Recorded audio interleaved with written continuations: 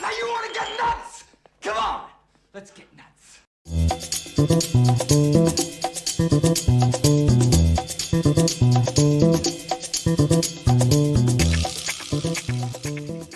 Well, hello, children.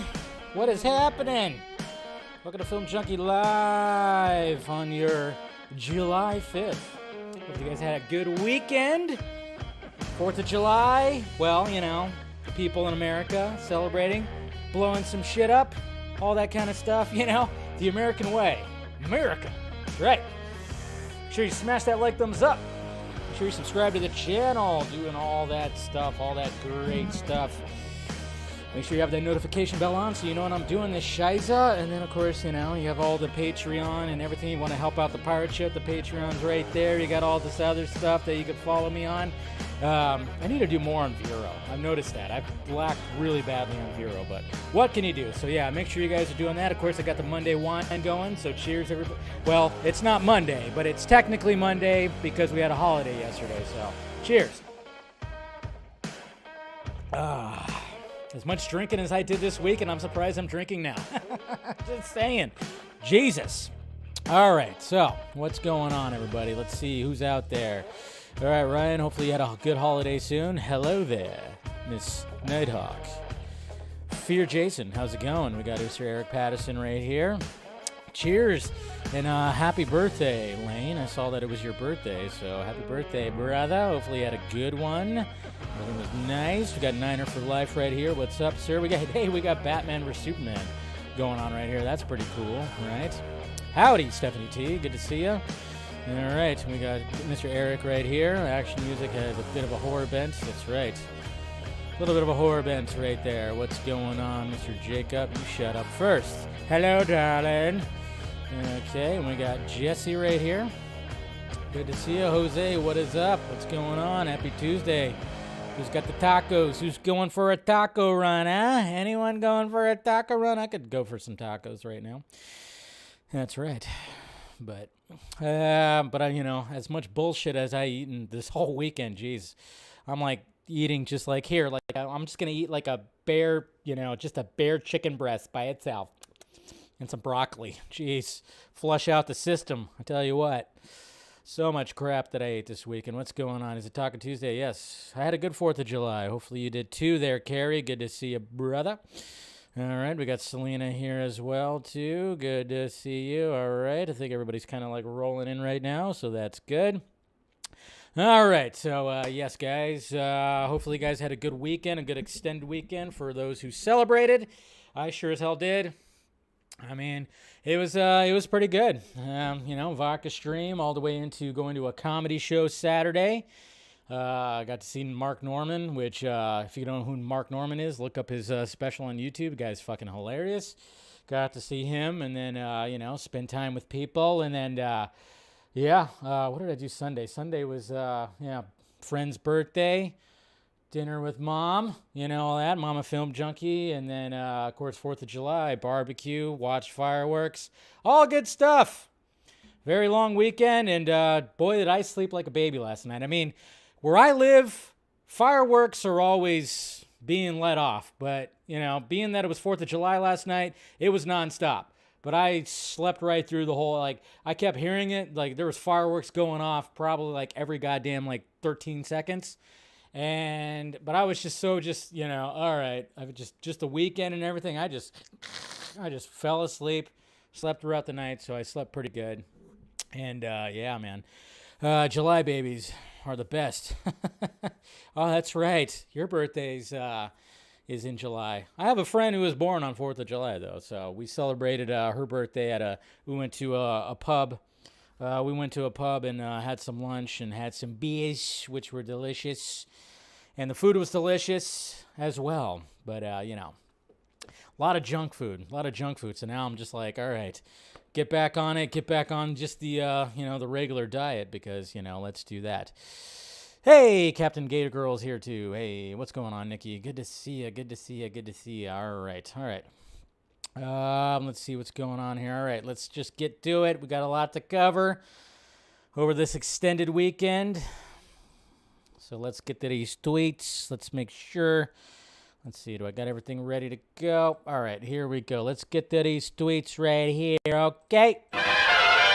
All right. Starting off with this, the imaginative hobbyist. He reimagined Batman vs. Superman, What If Wednesdays right here that he put right here. And what if it was Christian Bale and Brandon Routh? Now, I will say this looks a little bit more romantic than when it was with Cavill and Affleck. But yes, imagine. I love how he extended the years, too. Christian Bale, Brandon Routh, going at it right there. Batman v Superman. Pretty interesting. I like it. So, yeah. And then over the weekend, or not really over the weekend, but on June 30th, yes, 18 years ago to the day that Sam Raimi's Spider-Man 2, which is, one of the best CBMs ever, was released. So happy anniversary to that. We got Mr. Aaron S. Bailey right here, putting some art right here and putting Zack Snyder and Rick and Morty, which we all know that Zack Snyder is a big Rick and Morty fan. So, yes, they should put him in there. And that's what Mr. Aaron Bailey right there did. And I thought that was pretty awesome. The guy's talented. What can you say? And then, yes, guys, Dune Part 2 is going to be delayed further into 2023, which I know for everybody who's looking forward to the sequel of Dune. It sucks, but I look at it as, okay, just take your time, Denny. Take your time. You made some magic with the first one. Don't rush the second one. You need more time. Take as much time as you need. That's all that matters. That's all. So that's good. All right. And then, guys, Zack Snyder's Justice League is coming out on July 19th, but you can pre-order the digital release if you want to, if they didn't sell out. You get it? Sell out, digital. I'm stupid. But Mr. Scott McClellan right here, he posted a nice little thread kind of just going through like the different ways you can actually order Zack Snyder's Justice League. And I don't care if you actually have it. If you're a Zack Snyder's fan, if you want to show Warner Brothers some numbers, numbers that we all really didn't get, you should still order this. I plan on ordering it. Yes, digital copy, Google Play, Vudu, iTunes, YouTube, Prime Video, Microsoft, everything. Mr. Scott McClellan, my co-host for Batman the Fanimated stream. That's every Sunday. Yes, and then, of course, shows up on the Vodka stream. He put a nice little thread to see where you could pre-order that digital copy. That's right. So, good on him. Good on him, and good on this poster right here, because I want this poster, this Tremors poster. I love Tremors so much. One of my all-time favorite movies. I love it. Steelbook coming out. And yes, kids today will never know. All you damn kids with your favorites, your Fortnites and your Black Ops, y'all wouldn't even survive past the Kansas River. Who remembers the Oregon Trail? Anybody? My God. I remember playing the Oregon Trail so much. It was intense. Little Susie died of dementia or whatever the hell. Hay fever, whatever it was. Jeez. Yeah, it was very intense. Star Wars, oh, behave. Come on, who would watch this? I love this. Oh, behave. Yes. Good. If you're not following the prequel memes, follow the prequel memes. I'm telling you, really good stuff right there. Cinerama Dome returning with new name, plans for 2 bars and a restaurant. So yes, we heard that the Cinerama, the iconic Cinerama Theater was going to be closed down, but apparently they're going to be reopening it, and they plan on putting a restaurant and 2 bars in it, which, yes, that's how you entice people to go to movies now. Offer alcohol. That's what happens. And I've never been to this Cinerama. I need to go now. Now that it's going to be reopened, I need to go. I don't know why I have not gone, because it's so iconic and you always hear about it. But definitely going to go now because, well, there's alcohol. What can I say? And then the ArcLight cinemas in Hollywood are also going to be reopening. And now it's going to be, known as Cinerama. I guess it's all going to be like put together with Cinerama. And also, right there, everything. It's all going to be put together right there. So that's good. Yeah. So there's, I don't know. I'm not sure if AMC does own it. Maybe they do. I don't know. But I'm just glad that these theaters that got closed down are now opening again. That's all that matters, right? Yes. Yeah. That's really good. And then Mr. Aaron Bailey right here had a pretty viral tweet right here that pretty much explains, and obviously we're going to be talking about the Thor Love and Thunder reviews that came rolling in today. If this explains very much in the Ryan Gosling style, we got Thor 1 and 2 and then Thor 3 and 4. Yes, the transition right there has been pretty staggering. And yeah, so many people. His tweet just went fucking apeshit. So good on him. That was a good tweet. I like it. And then, yes, guys, Man of Steel fans, we're taking to social media to celebrate Henry Cavill's iteration of Superman. I'm going to talk a little bit more because obviously you guys know about when I was really pushing for you guys to tweet out hashtag Henry Cavill Superman. And I even made a little short. I made a YouTube short to let you guys know to head over to Twitter when Dwayne "The Rock" Johnson when he tweeted out about a possible Superman in Black Adam, which, yeah. And then hopefully you guys watched the first reaction review for The Black Phone. Really enjoyed it. It's up there with one of my favorite movies of the year. Ooh la la! Ooh la la! Yeah. Back to the Future 2, you know that reference, right? I wish, that's cool. Somebody has both of those covers. I like it. Then we have Zack Snyder saying, fuck yes, to the Bat Tank. Zack Snyder's Justice League. You'll love to see it. You'll love to see it. And then, yes, guys, more bullshit coming out. I don't know if you guys saw this. I don't know if you guys saw this when they were reporting. When was this? This was on the 30th. On Thursday, they were reporting that Austin Butler, the King, the guy who just played Elvis, was in Tokyo, and Ezra Miller was apparently there, and Austin Butler socked him. socked, like basically punched him in the face or something like that. I saw that and I went, oh my God, what the fuck? Why do they keep reporting bullshit about Ezra Miller? It's like anytime that these websites get anything across their desk about Ezra Miller, they just post it, whatever. But at least TMZ said Austin Butler did not get in a physical altercation with Ezra Miller in a Tokyo pub, TMZ has learned, despite reports saying otherwise. You know, the only thing I would like to see is an animated reenactment of the King, taking on the Flash and trying to punch the Flash. I mean, I guess the only person that could punch the Flash in the face is the King. So, yeah. I don't know if anybody saw this, but I was like, you gotta be fucking kidding me with some of these bullshit reporting. I mean, there's a lot of bullshit out there when it comes to Ezra Miller. Still, it just keeps on coming out. But yes, at least TMZ was like, hey, that didn't happen. That didn't happen, so don't worry, guys. Don't worry. So, and then, of course, it was Dan Aykroyd's 70th birthday on July 1st. So happy birthday to him. 70 years old. Crazy. Ray Stantz.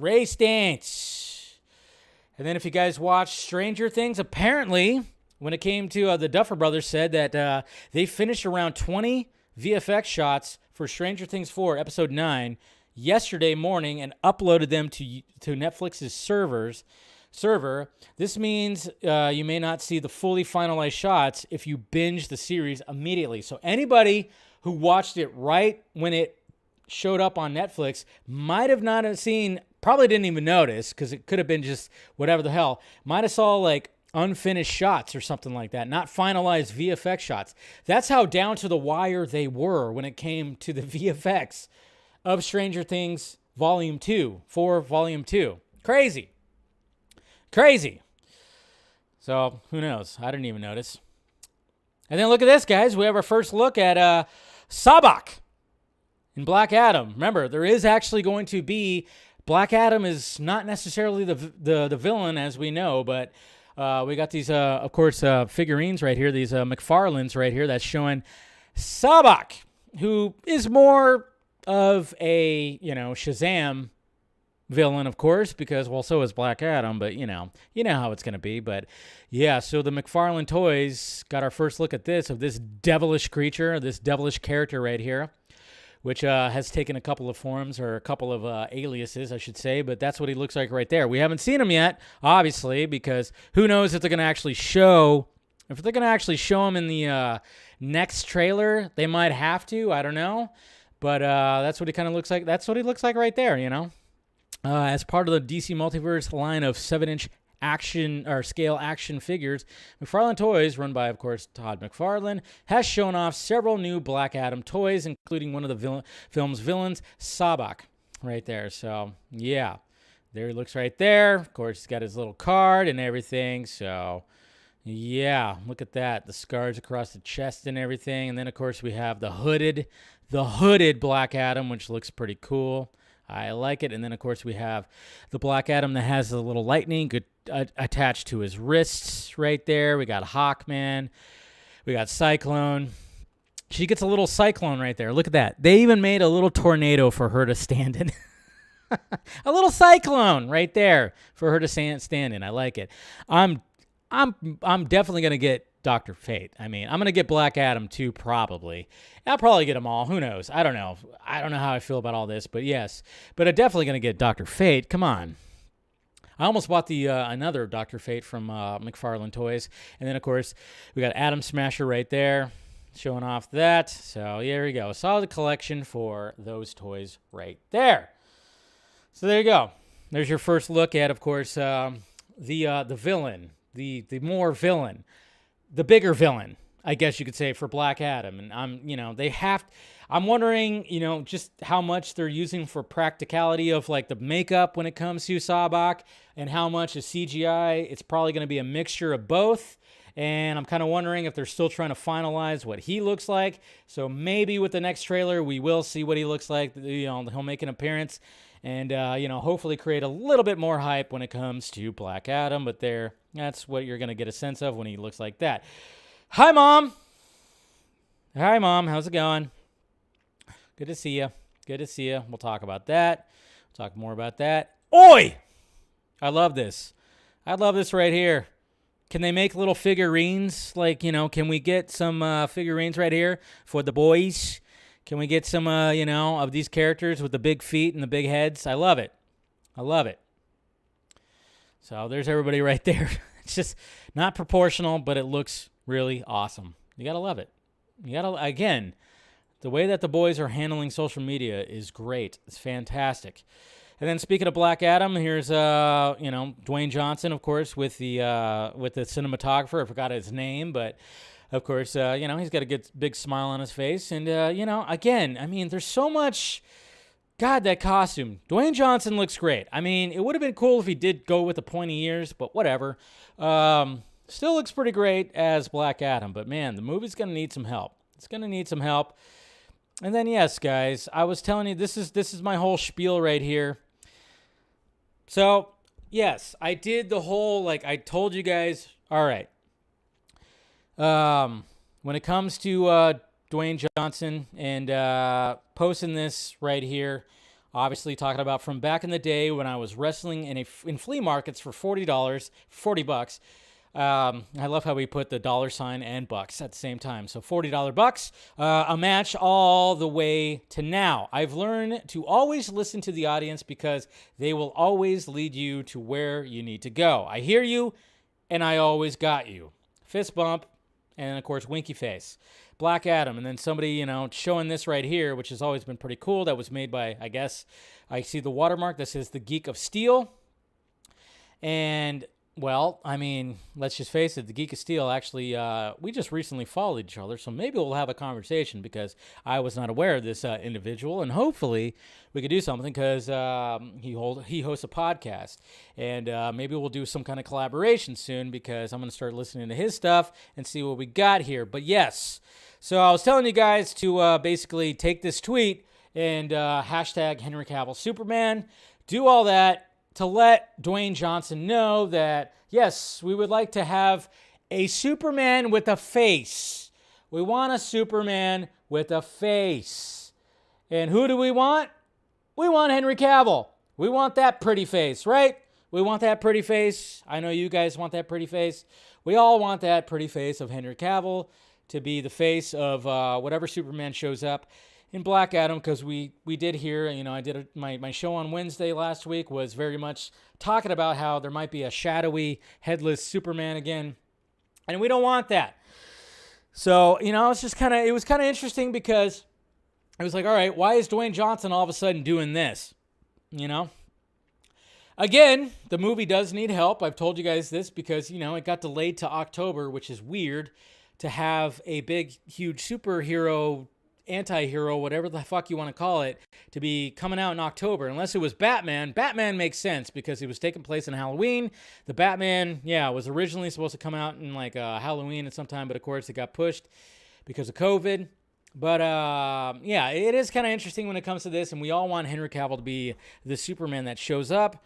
And he's really trying to push this and really trying to push that, and that's why I was like going, all right, guys, if you really want to let it be known what's going to happen, hashtag Henry Cavill Superman. It is very much a long shot, okay? Don't think, whatever we could do when it comes to trending in social media, we could do. Let it be known who you want to be Superman that shows up.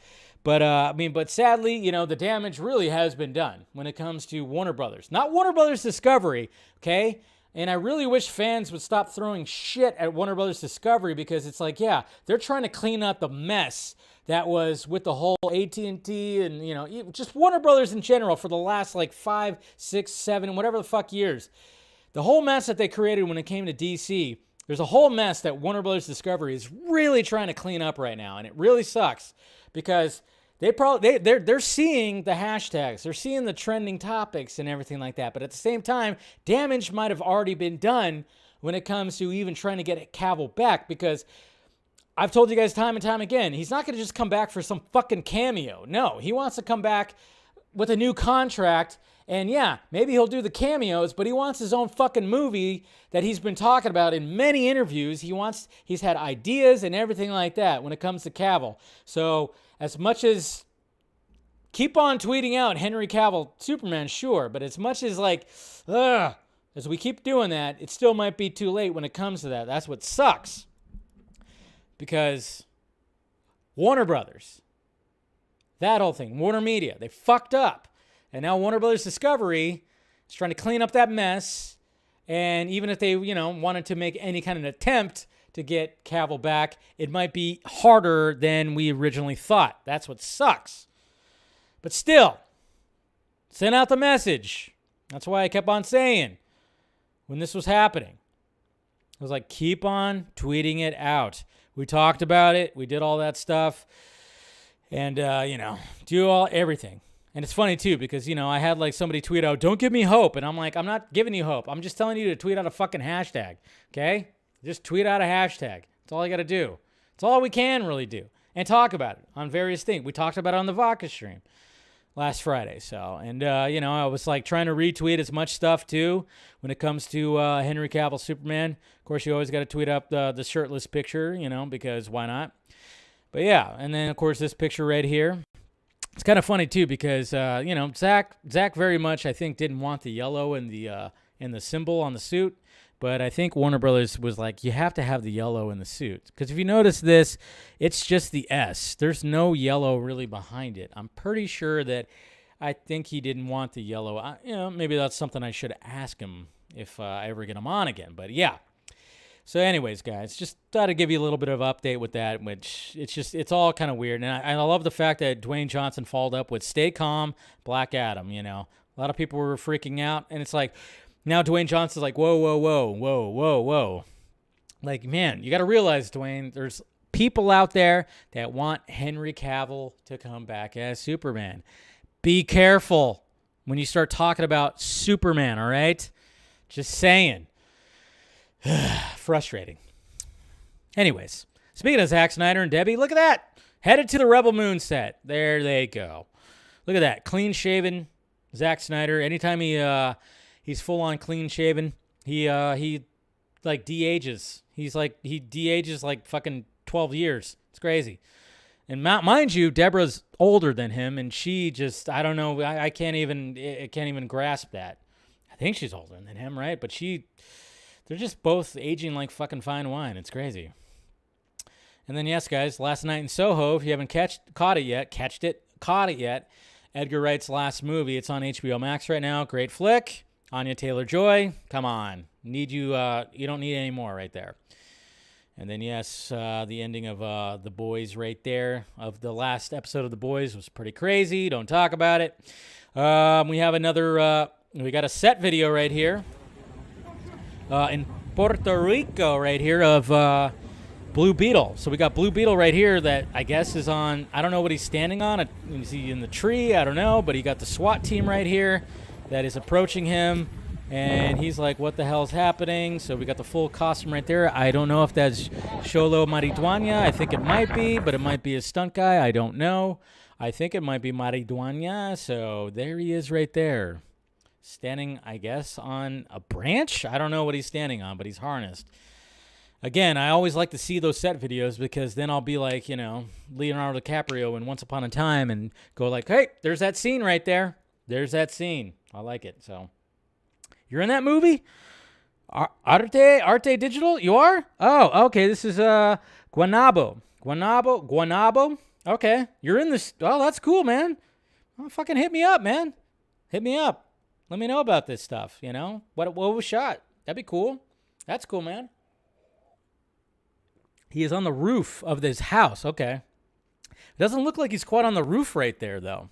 It looks like he's like, he's right here. The roof's right here. That's pretty interesting.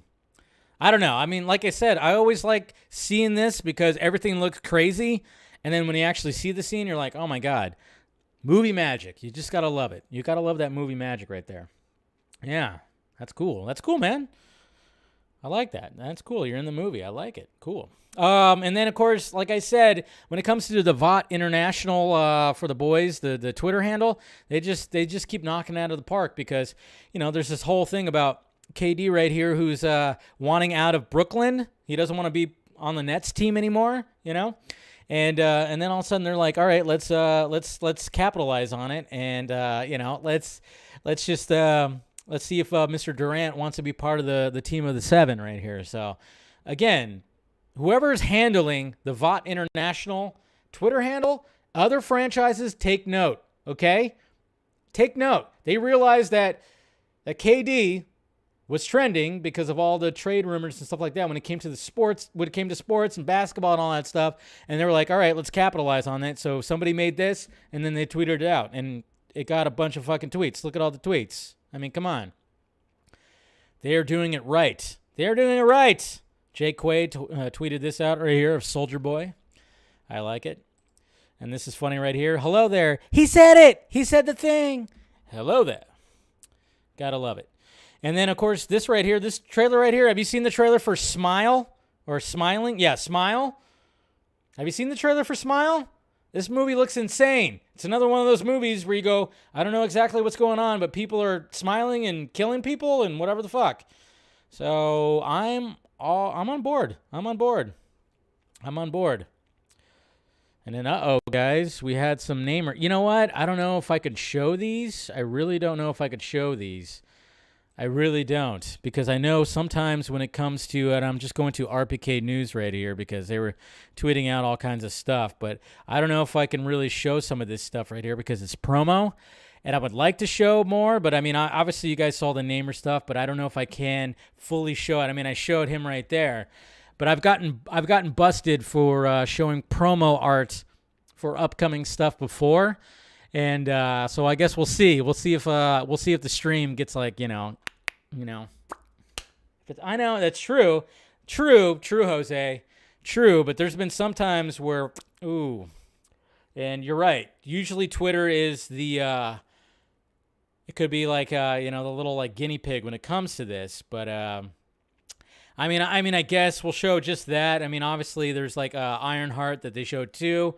It's all going to be interesting. I know some of you guys saw the Namer. I mean, obviously the promo out right here. I'm like, all right. I don't love it. I don't hate it. Some people love it. Some people hate it. It's going to be interesting to see him introduced in Black Panther Wakanda Forever. I mean, they're really going to just put in, all right, we're going to put in, Ironheart. We're going to put in Namor because obviously they don't have exactly a Black Panther, so try to use as much as possible when it comes to that. But, yeah, we'll see. Yeah. But, yeah, I think it'll be fine. We're supposed to get that Black Panther trailer sometime soon, right? I thought. Dune 2 they begins filming. I don't think it's actually Monday. I think it's actually a couple Mondays from now. I think this has been updated to, I think it's later this well, maybe in Italy it is shooting this Monday. But why would they shoot on 4th of, well, I mean, I guess if you're in Italy it doesn't matter and you're working. But apparently, yeah, that's the case. I don't know. Dune 2, I don't know if it's like started filming.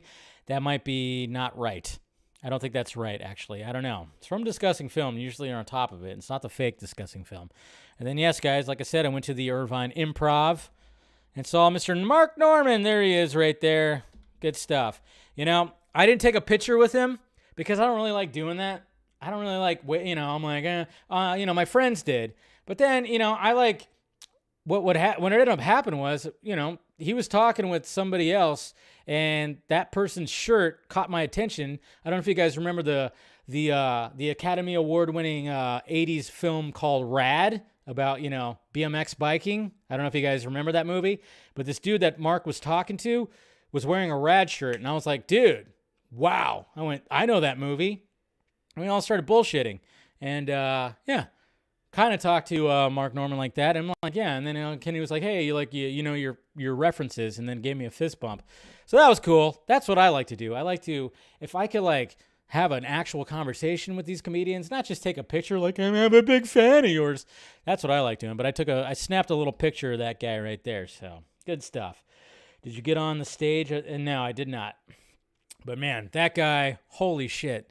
Like, again, if you don't know who Mark Norman is, look up his special on YouTube. It's on YouTube. He did it his own way on and posted it on YouTube. Guy's fucking hilarious. And he is definitely, when it comes to jokes, he pushes it. He definitely pushes it. And yeah, we had a good old time right there. Yeah, my face hurt. And then you guys know about Superman Solar right here. They're trying to break 12K to pay for this movie. So if you guys haven't donated and you want to donate to a fan film that hopefully won't have any controversy, Superman Solar is coming out. So make sure you guys check it out. A-list right there. Do that. And we'll talk a little bit about that. And then we're going to be talking about Thor, Love and Thunder.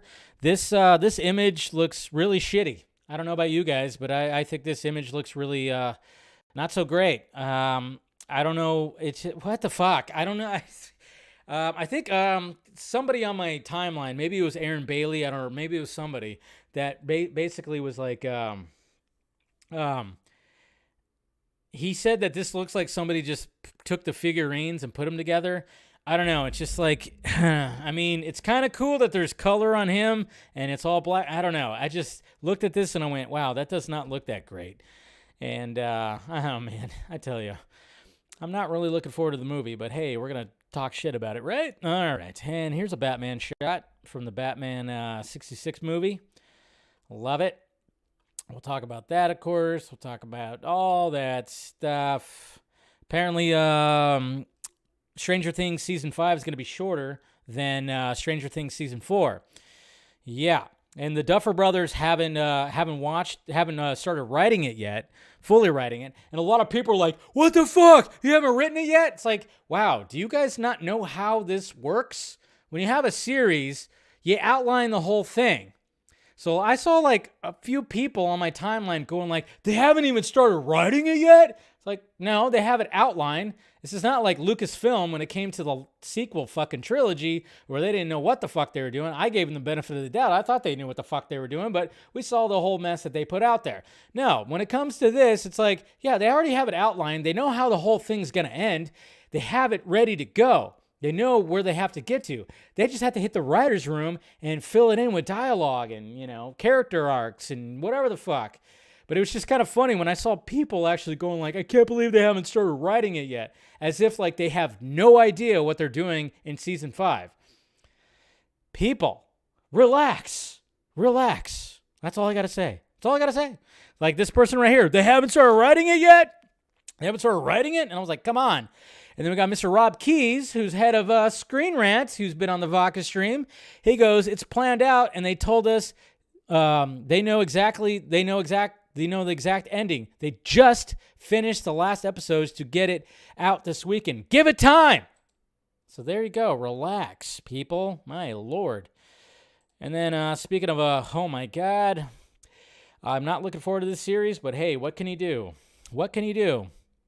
Here's another image from Empire of She-Hulk. This one's going to be a rough watch. I already know it's going to be such a rough watch. But then again, I could be wrong because I thought Miss Marvel was going to be a tough watch, and I'm really enjoying Miss Marvel. So maybe something will, make me come around, but I'm just not really liking what I'm seeing when it comes to She-Hulk. Oi. I am looking forward to Andor, though. I am looking forward to this one. And apparently Season 1 will span a year of Andor's life across 12 episodes. And while Season 2 will cover 4 years, 3 episodes representing a year, leading into the events of Rogue One. So, they already have a Season 2 planned, apparently. So, I'm actually really looking forward to this because it's going to be something different. A little bit different from the Star Wars universe. Please, that's what we want. And then we have our first look at Viola Davis and John Boyega right here from The Woman King, which is going to be an interesting flick. And we all know that, Miss Viola Davis is a badass, and she's going to be a badass in this. And the trailer apparently comes out tomorrow, I believe. And then we got a Clerks 3 poster, which this trailer comes out tomorrow. I'll be talking about trailers tomorrow on Film Junkee Live. Clerks 3 and, of course, The Woman King right there, so that's going to be interesting. And then, yes, the best scene, one of the best scenes of Stranger Things, and it's not really a spoiler, it's just Eddie Munson playing guitar, and it was just like... Okay, that's all I could show because copyright. He played Master of Puppets, and man, when I heard that, I was like, yes! Playing Master of Puppets in the Upside Down. Fucking awesome. And so is this right here.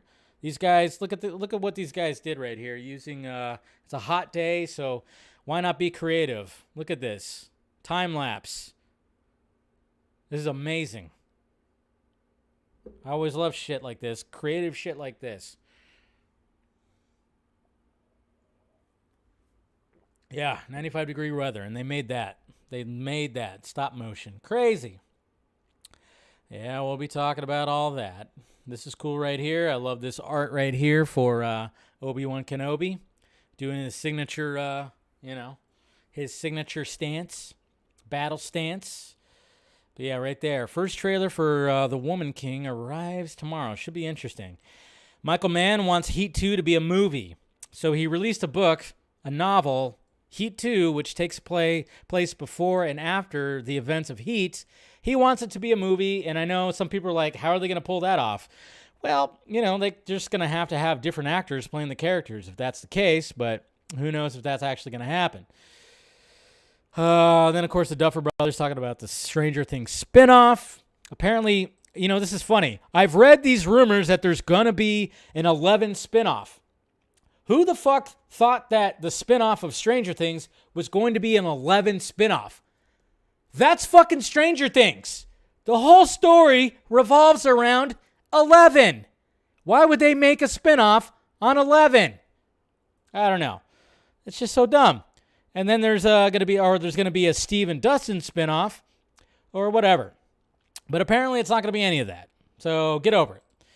It's going to be something completely different. I'm curious to see what it is. But yeah, people actually thought it was going to be an 11 spinoff. What the hell? She's like, yeah, she's the main character of the story. Here's some pretty cool art right here from Ahmed Rafat. Just another night in the Batcave for the Batman. It's pretty cool. I like it. And speaking of Stranger Things, it has become Netflix's second title to cross 1 billion hours viewed. And the first one was, of course, Squid Game.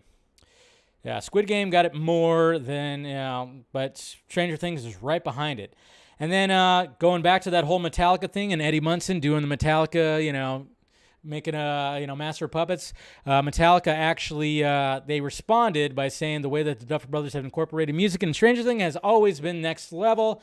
And so we're beyond psyched for them not only include Master of Puppets in the show, but to have such a pivotal scene built around it. We were all stoked to see the final result, and when we did, we were totally blown away. It's so extremely well done, so much so that some folks were able to guess the song just by seeing a few seconds of Joseph Quinn's hands in the trailer.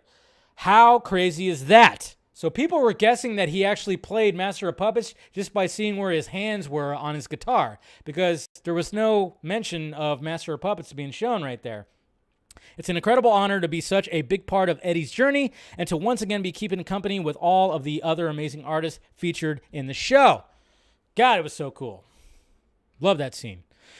Hey, we got our first look at Chris Hemsworth? What? Chris Hemsworth in Furiosa? Mad Max prequel? That's apparently Chris Hemsworth. Doesn't quite look like Hemsworth. I mean, he's got red hair and a beard, but it's like, you look at that face, I'm like, does that really look like Chris Hemsworth? I mean, I guess so. Maybe they did something where, they kind of made him look a little different, which is cool, I guess. But according to what's happening, like what people are saying, that this is actually Chris Hemsworth in Furiosa. I don't know. What are we saying? What are we thinking here? Yeah, Music Man, do you think it's him? I'm wondering. I mean, supposedly it is. Somebody said that looks like Justin Trudeau. Or Justin Trudeau. Somebody actually said that who, it looks like Justin Trudeau. Thurdo, not Trudeau. Isn't that the, whatchamacallit from Canada? Thoreau, not through. What am I saying? Trudeau. See, I'm thinking of what's his name, who runs Canada, who is crazy and does blackface a lot. But yeah, they're saying that this is Chris Hemsworth. I don't know. It kind of looks like him. I don't know. What do you guys think? Maybe? Yeah, so it does look like him, huh? But there hasn't been any other announcement of him in the movie right there. So I don't know. I have no idea if that. I mean, right there it looks like Chris Hemsworth. So right there it looks more like Chris Hemsworth. So I think it is Chris. But right there it really doesn't look like Chris Hemsworth, which is good. Good. I say good. I'm excited. And then speaking of somebody who's an Aussie from the land down under, Hugh Jackman. He loves it when he reads rumors. So he posted this image of himself saying, "Let's see what rumor the look on my face starts today." So he posted this right here. And now he's waiting for people to write up any kind of rumors that suggest that he's going to be in something. And I think we all can kind of guess that he'll probably have some kind of cameo in Deadpool 3, but not as Wolverine. It'll just be him as Hugh Jackman, most likely. I don't know. But, yeah, I think he's kind of starting the marketing a little bit because there's no way that he doesn't show up in Deadpool 3, right? He's got to show up in Deadpool 3. I just don't think it's going to be Wolverine. I think it's going to be him as Hugh Jackman, which will be fun. I mean, as much as we missed that opportunity of a Wolverine and Deadpool interaction movie or whatever, and we all know that Ryan Reynolds was really wanting that, but I think that Hugh Jackman will definitely have a cameo when it comes to Deadpool 3 right here. Yes, I would actually like that too. Deadpool kills the Marvel Cinematic Universe. That would be sweet, but I guess we'll see what happens. But I think Hugh Jackman is taking a page out of Ryan Reynolds' book, and I'm wondering if Ryan Reynolds is going to retweet this or quote tweet this. I think he should, and yeah, he's got to make an appearance in Deadpool 3. Hopefully he does. We got to see something. This classic came out 33 years ago, Weekend at Bernie's. If you haven't seen it yet, do yourself a favor. And then Martha Kaufman, I don't know why. I mean, somebody said that she has a new show coming out, so she's like, I swear, okay, so I have this new hashtag called cancelphobia, okay? Maybe it'll become big or something like that, but these people, there are people out there that are so afraid of being canceled that they will just try to make sure and try to apologize for everything that they did wrong their whole lives for shit that's happening now. And Martha Kaufman, who is one of the creators of Friends, co-creator of Friends, she's already donated like millions of dollars to schools for more Black history studies or something like that because she felt guilty for not having a lot of Black characters in Friends. So there was that. You know, I mean, obviously nowadays, if you were to do Friends nowadays, you would have to check all the boxes. You would have to have, you know, maybe like one white person, one white straight person, then you'd have to hit all the other boxes, and you'd have to, you know, if you're having 6 people, you're going to have to like make sure you check every box just in case.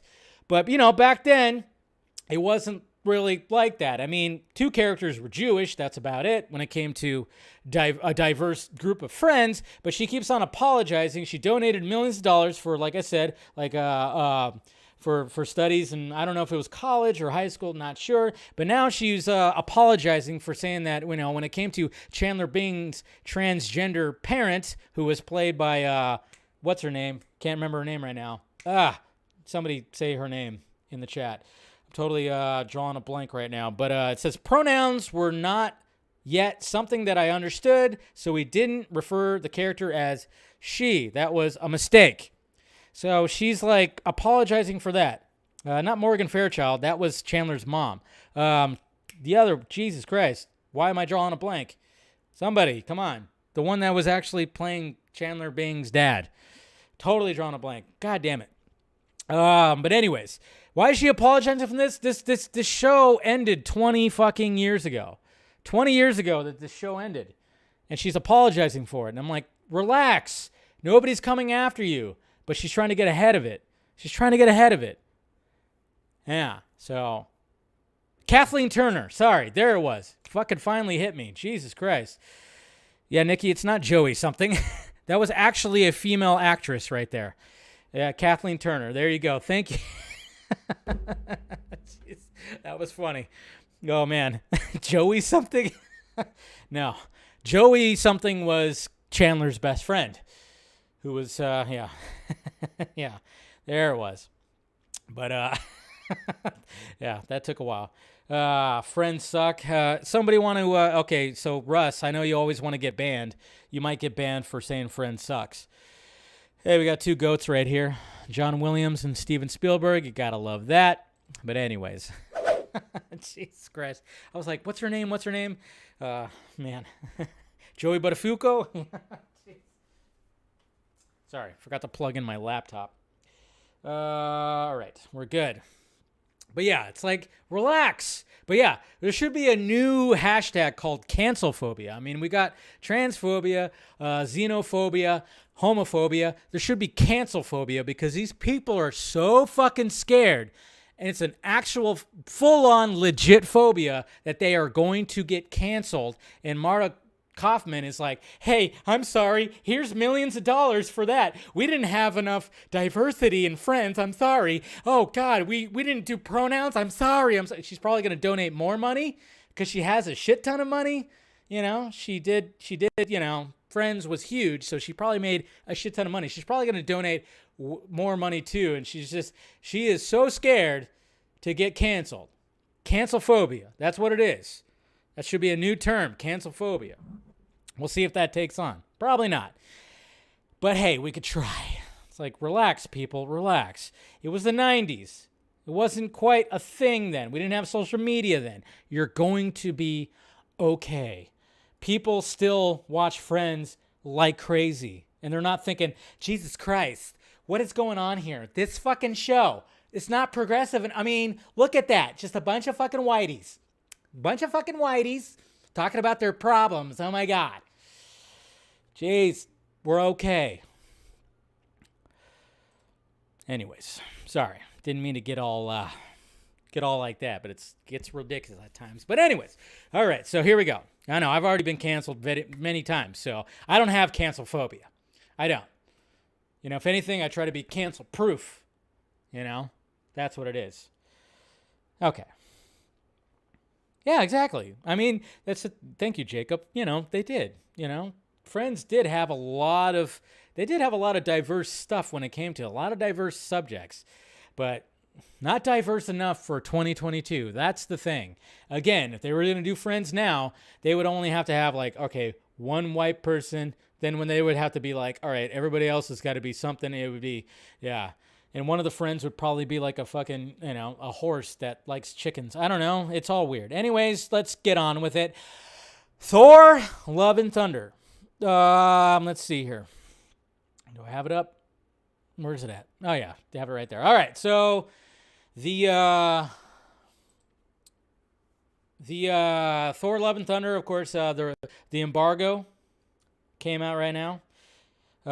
Came out earlier today. The embargo was lifted, and everybody was like giving their 2 cents when it came to reviews were out there. And right now, currently, of course, I'm going to be looking at the Devil Fruit site of where everything stands right now when it comes to Thor, Love and Thunder, and look at the good, the bad, and the ugly. Because, well, I mean, let's face it, guys.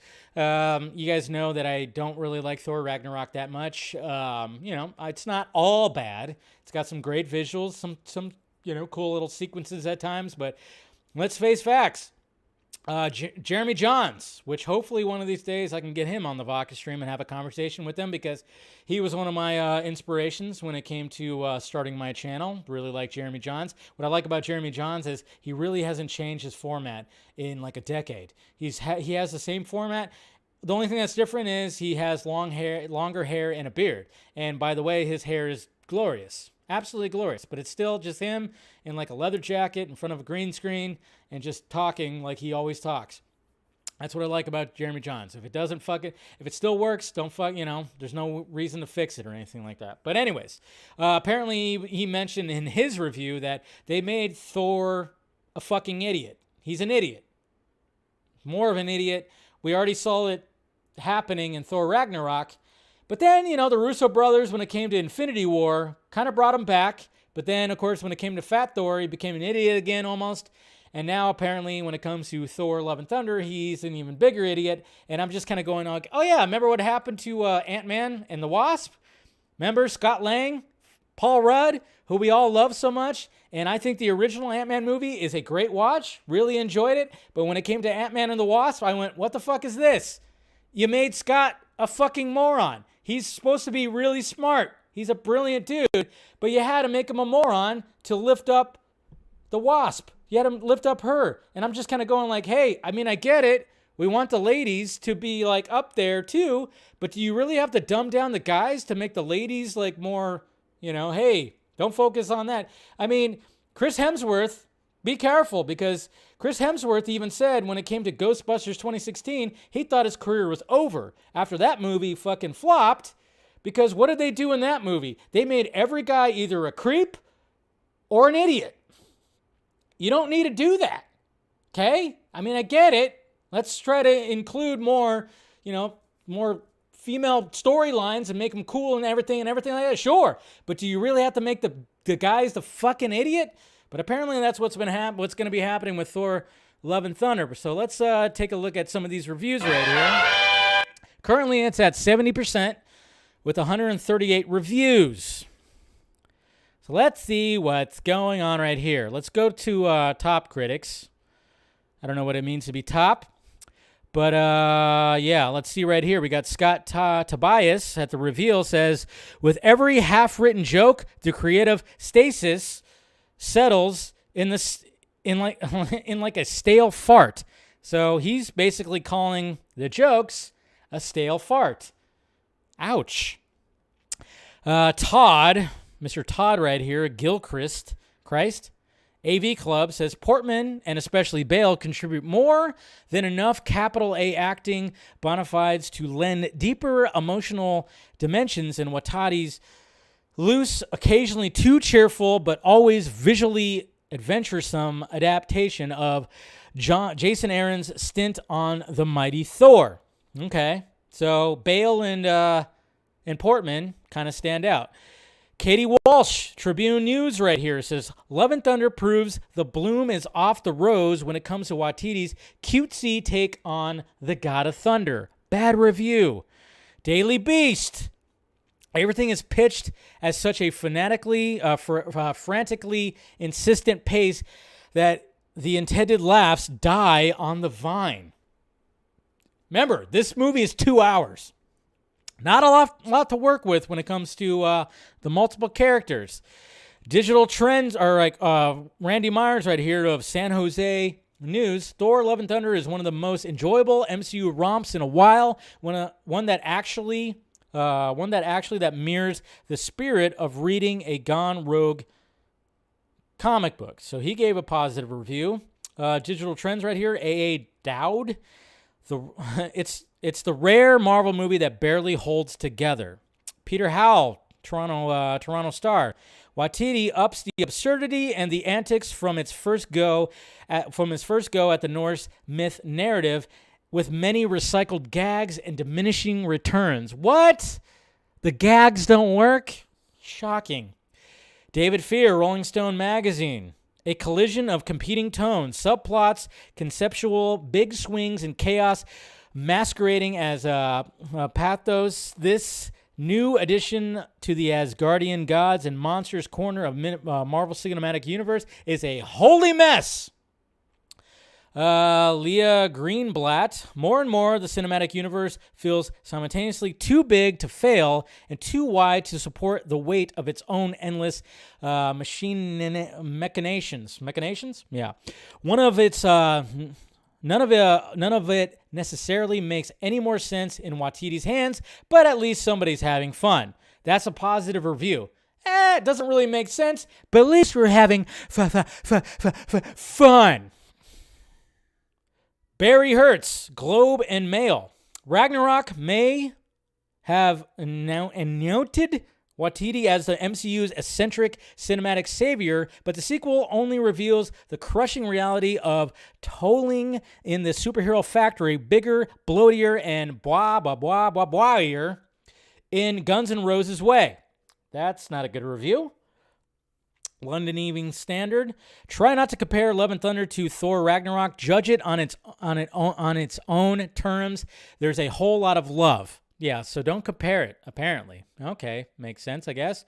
Let's see. Right here it says from Eric Francisco, but in a movie obsessed with Guns N' Roses needle drops, Love and Thunder can't find a singular original rhythm of its own. Ouch. Nick Allen said he gave a good review. He said, while it has too many familiar flourishes and jokes, this entertaining sequel is still a force for good with enough visual ambition and heart in front of and behind the camera. It stands on its own. Okay. Notice that none of the actual good reviews are really stellar reviews. Alonzo Durald from The Wrap says, attempts to balance the jokey tone of Ragnarok with themes and plot points that would feel more at home in an Ingmar Bergman film. The results cancel each other out. Yeah, a lot of people talking about how this movie is just a full-on fucking comedy, which we all knew that was going to be the case. The computer-generated imagery refashions the cosmos into candy-colored amalgam of My Little Pony and an explosive in a lipstick factory. An explosion in a lipstick factory. This is a positive review? Okay. Love and Thunder doesn't take itself seriously, employing soap opera-like acting and gags throughout. The more dramatic scenes are set apart in their tone and coloring, which has striking results. That's a positive review. Okay. High-octane energy romp that highlights Taika Waititi's exceptional handle on blending humor and heart. I could see that being a positive review. These other two, not exactly. This could have been a difficult second album for Taika Waititi, who made his Marvel debut in a considerable style with Thor. What? Fat Chance. Okay. Fat Chance. Okay. An impressive mix of tones and styles that director Taika Waititi pulled off in Thor Ragnarok largely fizzles in Thor Love and Thunder, which isn't as funny as it wants to be, as stirring as it needs to be, or romantic as it ought to be. So, got that too. And then finally, the last one right here. I won't read anymore. It advertises itself as loudly as fun. Fun. That it ceases to actually be fun. This is the way with Waititi, a gifted director who, now that he's no longer required to wield a light touch, seems to have forgotten how to do so. Ouchie. But yeah, so there you go, guys. What the hell? Why is that? There you go. I don't know. It was fine. I know, exactly. Stephanie T. They'd be like, yeah, it was all right. It was fine. And then Rotten Tomatoes is like, there you go. That's a fresh tomato. Good. That's good. I don't see Thor Love and Thunder to be, it's probably not going to be a certified fresh tomato, but then who the hell knows? Maybe it will be. But yeah, it just sounds, I'm going in with super low expectations, so maybe I'll walk out being like, you know what? Maybe it's not as bad as I thought it was going to be, but I have a feeling it's going to be worse than Ragnarok. And you know how I feel about Ragnarok. I'm like, oh boy. I'm not really a fan of Ragnarok. Watched it twice. I don't see myself really watching it again unless I'm showing somebody and be like, hey, let's watch this and fucking, let's drink a lot before. I know. I might have to have a couple beers. I'm seeing it Thursday. I'm seeing Thor Love and Thunder Thursday. And maybe I'll have a couple of beers beforehand and maybe it'll loosen me up a little bit. And we'll see what happens when it comes to my first reaction. But I just have a bad feeling I'm not going to really enjoy this that much, but does it matter? No, it doesn't. If you want to go see it, go see it. If you enjoy the Thor movies, you enjoy where Thor is now, go see it. It's fine. The movie, we'll probably talk about it on tomorrow's Film Junkie Live when it comes to box office projections. That's already going to be starting to come out. It's still going to make a shit ton of money. It's still going to be out there. It's still going to blow up the box office. People are going to roll to see it. I'm hoping that I can at least enjoy some of the aspects of, I already know that Chris Hemsworth's going to be a fucking idiot in it, and not really looking forward to that, but I'm looking forward to Christian Bale, see his take on gore, see his take as a villain like that, and I'm looking forward to Natalie Portman as the mighty Thor. So that's the only thing I can really look forward to before seeing this stuff. So, but I'm still going to go see it. I think the MCU has forgotten about quality. They definitely have, because I've seen some of the clips for Thor Love and Thunder. They're using the volume and they're not using it good. They're not using it good at all. But then again, Disney really doesn't know how to use the volume. They used it pretty well, I guess you could say, maybe in The Mandalorian. Obi-Wan, it looked a little wonky at sometimes. Loki, there was a couple of times where it was like, okay, it's cool, but then it kind of went, that's the thing. Somebody really needs to show people how the volume works. I thought Zack Snyder was going to show that very thing because he was going to be using it for Rebel Moon, but then Mr. Stephen Colbert, he kind of dropped in almost like an exclusive, or maybe it's known and we just didn't, nobody's written it up yet, but apparently Rebel Moon's not going to be utilizing the volume that we thought, because we know that Zack Snyder, he was, looking into the whole volume and using that and trying to see how he films with that. But apparently that's not going to be the case with Rebel Moon. I don't know. But I will believe Steven because it's Steven.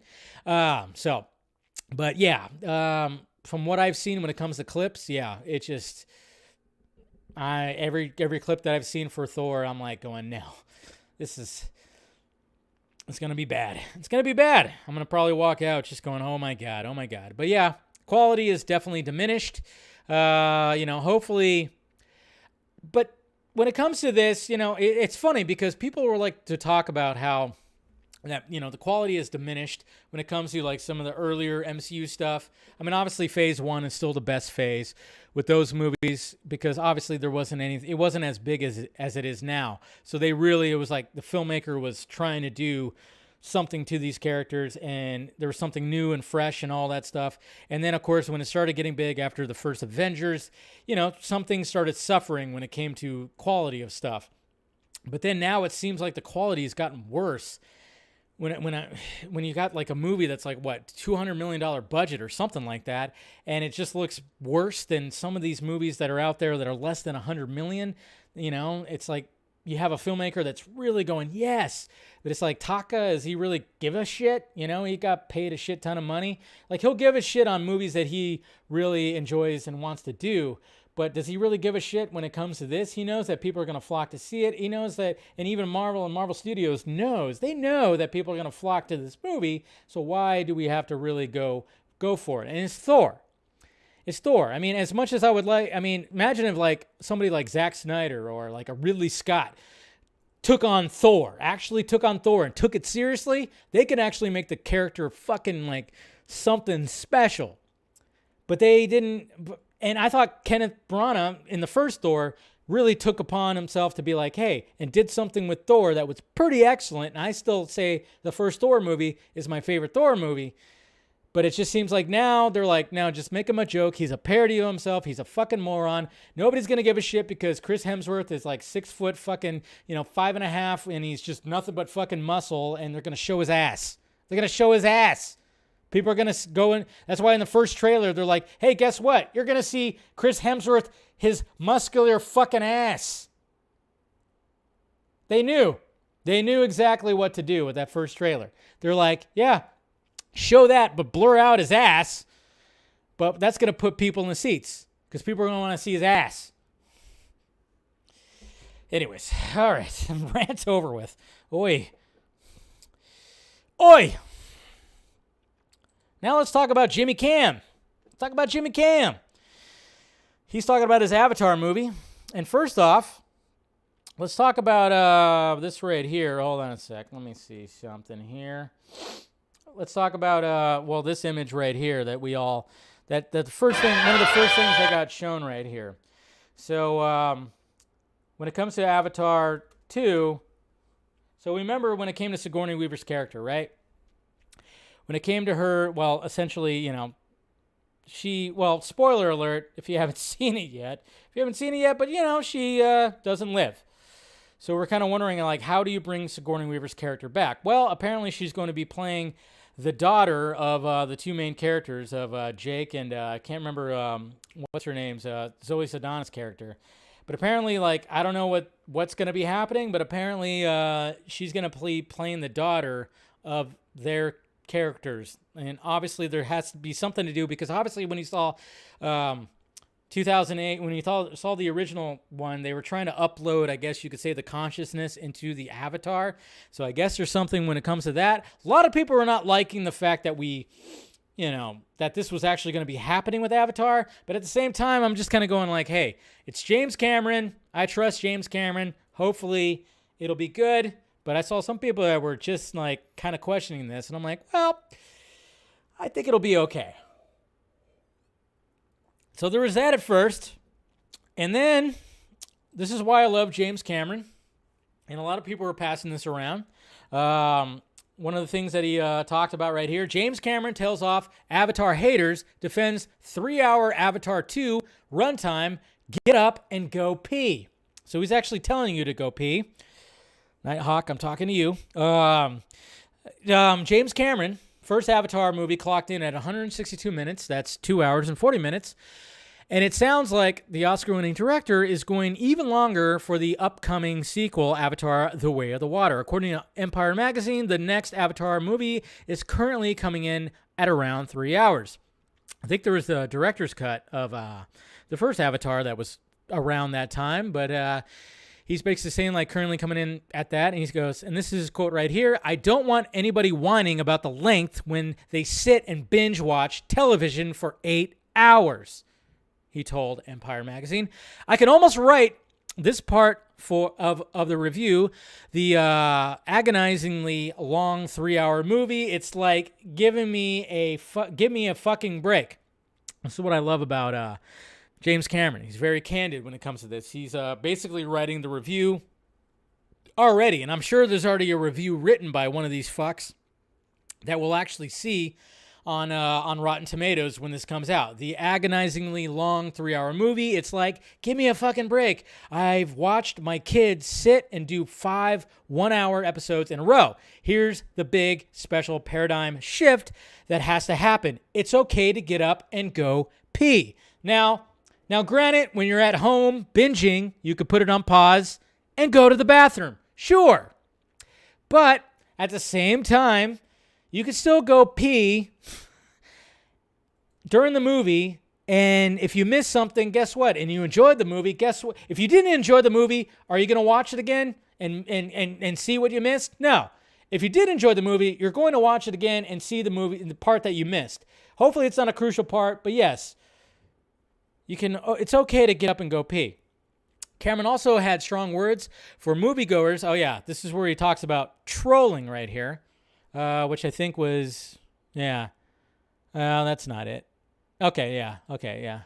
The trolls will have it that nobody gives a shit and they can't remember the characters' names or one damn thing that happened in the movie.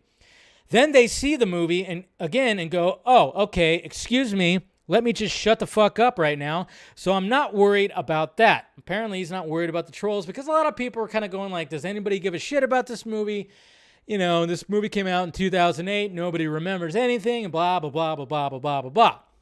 Now, he's really just kind of just speaking very candid, which I like, because it's James Cameron. And, I know he's spoken when he was producing those, the last 2 Terminator films, which weren't that great, sure. So, I'm not fully trusting James Cameron when it comes to that, but at the same time, I'm just kind of going, I want this movie to be successful. I want it to be a crazy experience, and I like the fact that James Cameron's going, yeah, I already know what's going to be coming at me when it comes to reviews in December. There's going to be some scathing reviews that say exactly what he said, and there's going to be a lot of people that are like, who gives a shit? This movie sucks, and they're going to probably maybe review bomb the whole thing. Who knows? He's already way ahead of it, essentially, when it comes to this. But I just like the fact that he's like kind of like getting ahead of the whole thing. And I really hope that it's something that's going to be special right here. And the visual effects are going to be mind-blowing. It's all going to be very interesting. And then, of course, we have this right here, this portion of the article when it comes to Empire Magazine. James Cameron likens Avatar sequel saga to Lord of the Rings. I had to create the frickin' novels to adapt. We already kind of heard this too when he talks about, Lord of the Rings.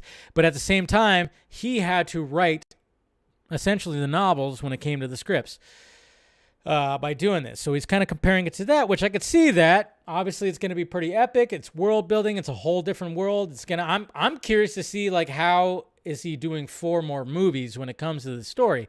I'll do it, but we've got to play a larger game here. I don't want to just do a movie and do a movie and do a movie. I want to tell a bigger story. And then he said, I said, imagine a series of novels like Lord of the Rings existed and we're adapting them. Now, that was a great story. That was a great theory, but then I had to go create the frickin' novels from which to adapt it. So, kind of compare it to that kind of world building. And there's a chance that when it comes to Avatar 4 and 5, he might not direct it himself. Apparently. That's what he also said right here, too. He said, I've got some other things I'm developing as well. Thank God. Let's see some more James Cameron stuff. I want to see as much James Cameron stuff. He's kind of up there in age. Let's get as much James Cameron as we can. I'm developing developing as well and are kind of all-consuming. Cameron admits. I've got some other things I'm developing as well and then are exciting. I think eventually over time, I don't know if that's after 3 or after 4, I'll want to pass the baton to a director that I trust to take over so I can go and do some other stuff that I'm also interested in, or maybe not. I don't know. So there you go. Passing the baton, so there's a chance that we might get other directors when it comes to Avatar 4 and 5, or James Cameron's going to be like, no, somebody's going to fuck it up, so I'm going to do it myself. And that's pretty much it. Box office potential. He also talked about this. And, he talks about the trolls, of course. We already talked about that. Will Avatar be a hit? That's the question right there. That is the $1 million question right there. Will it be a hit? Will it start pulling in the people that... I mean, we're in a different age now when it comes to the box office, when it comes to all this stuff. The first Avatar in 2008, there wasn't really much when it came to social media. There was social media, but it wasn't like it is now. There wasn't really... I think Twitter was a thing, but it wasn't the thing that it is now. There wasn't everything the way that things are currently in our state when it comes to information and reviews and leaked stuff and all this kind of shit. So that's the $1 million question. Does this movie is it going to make as much as the first movie? I don't think it will. Do I think it's going to be an experience? Yes, I do. And I'm really rooting for it. I'm rooting for it, but I do have my reservations when it comes to, is it going to be something that's going to be mind-blowing like that first Avatar? I've talked about it before when I went and saw it. Not really big on 3D, but the 3D of that movie was mesmerizing, and I think them re-releasing it in theaters will help, but they really got to make sure that people see this first Avatar movie if they're going to want to see the next 4 Avatar movies, which is insane. The fact that there's 4 more movies coming out, that's absolutely insane. But James Cameron has reinvented and just evolved cinema over and over and over and over again with Terminator, The Abyss, Terminator 2, especially, Titanic, and then, of course, with Avatar. The guy has just done that. So I'm like, what does he have in store when it comes to this? I don't know. That first trailer, a lot of the VFX looked very fucking awesome. So we'll see. But I like the fact that he doesn't give a fuck and he's just saying all that shit. HBOMax, Restructure. Let's go through this quickly. This article came out over the weekend, Variety. HBOMax halts originals in parts of Europe in major restructure. Exclusive! Warner Brothers Discovery's post-merger growing pains. Like I said, growing pains. An eye-watering $3 billion cost savings target are hitting its programming strategy in Europe, Variety has revealed. As the media conglomerate looks to recalibrate its streaming priorities, it will no longer produce originals for HBO Max in the Nordics, Denmark, Sweden, Norway, Finland, Central Europe, and Netherlands and Turkey, and will also remove some content from its platform in order to free up licensing deals elsewhere. Cut. Snip, snip, snip. Zaslav. As we continue to work on combining HBO Max and Discovery Plus into one global streaming service showcasing the breadth of content across Warner Brothers Discovery, we are reviewing our current content proposition on the existing services. As part of this process, we have decided to remove a limited amount of original programming from HBO Max, as well as ceasing our original programming efforts for the Nordics and Central Europe. We have also seized our nascent development activities in the newer territories of Netherlands and Turkey, which had commenced over the past year. So cut, snip, snip, snip. Another thing that he's also doing too, when it comes to CNN, this is CNN, which desperately needs help because CNN keeps tanking in ratings because they keep posting a lot of weird, I don't know. They don't post things right sometimes. But this article right here from Bloomberg also says Warner Brothers Discovery CEO Zaslav chats Netflix, CNN, and at Sun Valley right here. He says, in a world that changed, and it's not about how much, it's about how good. And this is what Zaslav had to say when it came to this. The 60-year-old media mogul addressed changes at the company's CNN network. The 24-hour news channel posted somewhat tepid ratings during the recent January 6th hearings as it looks to reinvent itself as the channel appealing to both sides of the political aisle under the new CEO, Chris Leach. Yeah, it can't be one-sided. News should not be one-sided. Same with Fox News. Cannot be one-sided. Same with MSNBC. Can't be one-sided. It's just got to be fucking news. But he said Chris is doing a great job pivoting CNN, journalism first. America needs a news network where everyone can come and be heard. So there you go. Trying to clean up CNN as well. Just can't be one-sided. I mean, I tell you, sometimes when I'm just looking at the timeline, I'm like, are there two movies that are happening right now? What the fuck? I mean, what is CNN saying? What is Fox News saying? It's all just, what I'm seeing is something different than you two fucks. Like, what the hell is happening here? You're trying to point the finger that, and, especially with the recent thing that happened, and, my condolences to the families that suffered, the tragedy that happened yesterday in, near Chicago when it came to the July 4th parade, and there was shots, there was a shooting that happened, which is it's just becoming the norm when it comes to all this shit. But what I fucking hate, and what I see the norm is both sides are trying to figure out, was the shooter on their side or our side? They got to figure that out. And then when they figure that out, they point to their yep, see? Yep, they were on your side. Get your boy. That's on your side. That's you. That's you. It's all fucking finger pointing. So hopefully Zaslav can maybe turn CNN, which back in the day, you can actually look to CNN and be like, hey, look at that. Journalism, news. I can actually, hear the news and then determine shit for myself and blah, blah, blah. And not just be one fucking sided. Because remember CNN Plus or whatever the fuck? That tanked because nobody was subscribing to it. If you want to survive in this, you can't just be fucking one-sided. Man, I'm ranting a lot today. Just saying. Here we go. All right. Box office. Let's go over the box office real quick when it comes to this. Now, I was wondering about when it came to the Minions movie. But, I just never got into the Minions. I actually had a conversation with my mom, with my aunt, actually, because she really enjoyed the Minions movie. And I was just like, I never got into it. Never got into the Minions movie. But the Minions movie did very well at the box office over the weekend. Made $216.8 million worldwide. Did really well domestically. I love the fact that things are doing well domestically. Really loving that.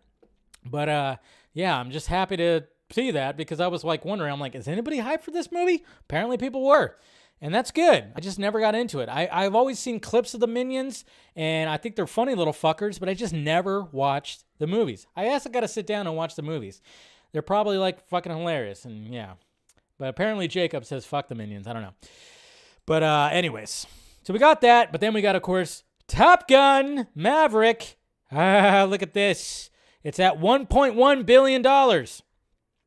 Well, look at the drop. Look at the drop of Top Gun Maverick. 12.6. That's a pretty small drop when it comes to that movie. But, of course, it was 4th of July, 3-day weekend. So, naturally, people are going to go see it again. I can't believe I've only seen this movie once. I need to see it again. I really need to see it again. I just tell you. Yeah, I'm not the target audience for Minions. I really am. I don't know why. I should be, and I'm sure if I sat and watched it, it probably would do me some good, and I'll be probably laugh my ass off. Then we got Elvis. Elvis right here is currently worldwide $118.3 million. So that's doing well. And like I said, you guys saw my first reaction. I really enjoyed Elvis. A lot of people are really enjoying Elvis. Domestically, it's doing pretty well. Doing pretty well. I'm not sure what the budget is, but I would say that this movie is going to, it's going to be Oscar bait for sure. So a lot more people will be watching it. So it'll do, it's going to do gangbusters, I think. And then look at Jurassic World right here, $831.4 million. I don't think it's going to reach $1 billion. I think it's finally losing its luster right here, but, still pretty good return right here. But I love the fact, and if you guys saw my first reaction, I just love the fact that the Black Phone is doing very well, because you better believe that this budget was probably in the $20 to $30 million range. Hell, it might be less, but I think it's probably in the $20 to $30 million range. Maybe a little bit more than $30 million. I don't know, but look at that. I love this because this is easily in my top 5 favorite movies of the year. If you haven't seen The Black Phone, do yourself a favor. It's really great. Ethan Hawke nailed it. Everybody nails it. I love the everything about it. I mean, yeah, you could pick it apart, sure, but Scott Derrickson did a really good job. But I love the fact that this movie is getting a lot of attention for being a small horror thriller type movie. So that just warms my heart. And then sadly, Lightyear is just fucking not even. I mean, it's not like a super bomb, but apparently the budget was pretty damn high for this movie, so I don't think it's gonna make that money back. But to infinity and not so beyond. Yeah, that sucks.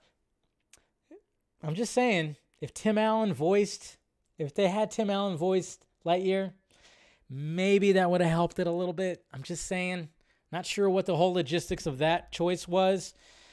But what can you do? Anyways.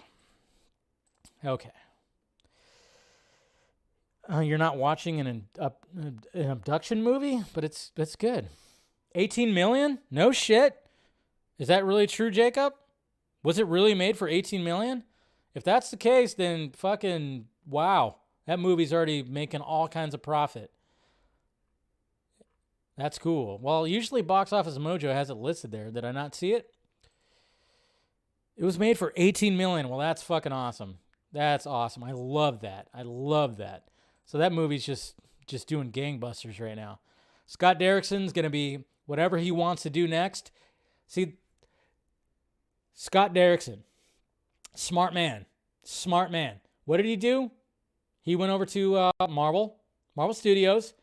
He made Doctor Strange origin movie that nobody has ever seen before. Killed it, because that is, when it comes to the MCU, Doctor Strange, the first one, is one of the best. It's top tier MCU. And then when he wanted to do the second one, he wanted to do something, a little bit different, and they wanted to do other things, and he said, fuck this, I'm out. Goes and makes a small horror thriller movie, and it's doing very well. It's profiting like crazy. I love it. I love that. That just makes me feel good. Good job, Scott Derrickson. All right. Twitter questions. Eric. Hey, Dave. Since you pointed out Henry wants a contract, not just a bunch of cameos, here's the big question. What's holding them back from negotiating a contract? The mess that Warner Media and Warner Brothers and Hamada and Emmerich, all those guys. That's what's holding it back. Is Zaslav waiting until after they get new leadership for DC Films? I mean, yeah, he wants whoever's going to take that job, which I don't know. I mean, to me, it's like, from what I'm gathering, it's like, oh yeah, they might get somebody, they might not. Nobody wants a job, blah, blah, blah. So many damn things. Stable structure or top priority, perhaps. I don't know. To be honest, it's just, I think the number one thing is to get a new DC head. And to have him figure it out, or her, he or her, or they, whatever the fuck. Maybe they go by a different pronoun, So yeah, I'm not sure. But, I mean, at least we put our voices out there of who we want as Superman. But is that going to happen? No, I mean, like, Cavill's not going to just be like, all right, I'll just show up for a cameo. For a movie that doesn't have the hype that it should have, That's the thing. He wants to make. I mean, if he were to show up and they were to do a scene where literally Black Adam and Superman actually kind of like, fight a little bit. If they actually were to fight a little bit and not just like, show up. If they were to actually do like something and then it would like cut out or something and it would go, credits roll. That could stir up some hype, but that's not gonna fucking happen. It's all a long shot, man. Rosemary, hey Davey, what are your favorite and least favorite Marvel movies? Yeah, I love Infinity War, Winter Soldier, Spider-Man 2. But I'm not a fan of, like I said earlier, Ant-Man and the Wasp, Thor Dark Worlds, Morbius. It's not Morbin time in my eyes. Mr. Darren, Mr. Laugh Now, Cry Later, whatever happened to the Spawn movie with Jamie Foxx? Good question. Do studios not have faith in McFarlane as director? He should have talked to HBO. I don't think they do. I don't think they have faith in McFarlane. From what I gathered, they don't have faith in McFarlane. Yeah, sadly. Ronak, hey Dave, welcome back. I was watching John Campea Rob the other day, and apparently they are hearing that the Flash movie is really, really good. Yes, the positivity that came out of the test screenings were very, very positive. I mean, that's the thing. Way more positive than Black Adam. Crazy.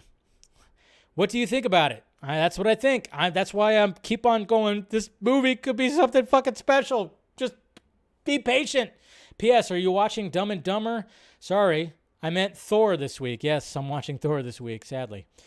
Wish I was watching The Flash. Ryan, Dave, you think the fact that Taika Waititi said his Star Wars movie may never get made is because the folks in charge of that IP at Disney are afraid of turning that world into a comedic parody? From what I gathered, it's still going to be made. It's in pre-production, but I know he said that it might not be made, but maybe he's just saying that. I don't know. From what I gathered, it's in pre-production still. I don't know about Patty Jenkins. Whew. Carrie Vanderberg. What's up, Carrie? Hey, Dave. Hope you had a good 4th. I sure did. So far, the Headless Superman cameo in Shazam and the Superman shadow in Peacemaker seems to have gotten a pass from many fans. If Warner Brothers pulls the same stunt in Black Adam, do you think fans will also give that one a pass or be upset? I'd be mad. No, I think a lot of people are not really giving it a pass.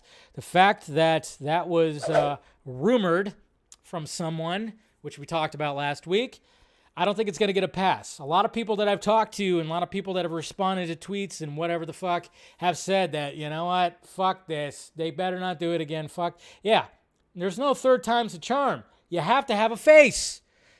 They're going to end up bringing back Brandon Ruth. Watch that happen. Cavill's like, no, man, I want my fucking movie. I want this. I want that. I want this story. I want somebody, Cavill's going like, hey, you fucked up my face. You fucked up my face. You think I'm going to trust you? Hamada? Huh? But I don't know if Hamada was really a part of that. But still, Emmerich, you think he's going to come back and be easy? He's going to play hardball. So they're going to be like, hey, Brandon Ruth, people like you want to come back? Watch that happen. Watch it be Brandon Ruth. Which, if we can't get Cavill, fine. If they get Brandon Ruth, fine. If that happens, fine. Long as there's a fucking face. That's all. All right, guys. That's all I got to say about that. I've been talking for way too long. Holy shit. This is a long stream. We had so much to talk about, and it was lots of fun and everything like that. So, all right, guys. Go ahead and smash that like thumbs up before you leave. Do all that. Oops. Yeah. That's working, right? Yeah. All right. Yeah, do all that and smash that like, thumbs up. Do subscribe to the channel. Hit that notification bell. Everything. And make sure you're subscribed and follow me on all this stuff. If you want to help out the pirate ship, Patreon. Do all that and follow me on the Sock Mids. Of course, I'm very active on Twitter. Do all that. You guys know that. And, man, short week. But, still very much lots to talk about. And I'll see you guys tomorrow at the same Junkee time, same Junkee channel. Feels like a Monday, but hey, it's Tuesday. We're already getting through this week pretty quickly. All right, guys. Love you. And I'll talk to you guys tomorrow. Bye-bye.